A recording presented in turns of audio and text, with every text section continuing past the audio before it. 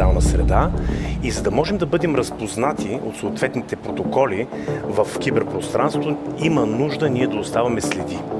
Тези следи дават възможност ние да разкриваме нови способности за себе си в дигитална среда, но и престъпниците се възползват от това нещо.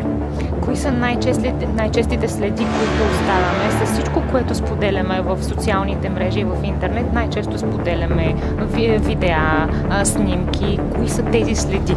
На първо место, когато телефона около вас или техническото устройство, когато се движите около него, вие давате сигнал, че сте около него.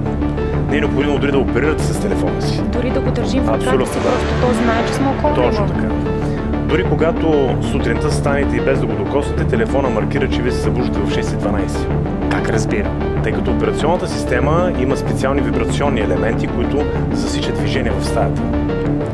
Дори самите телефонни устройства са така адаптирани, че да предават сигнали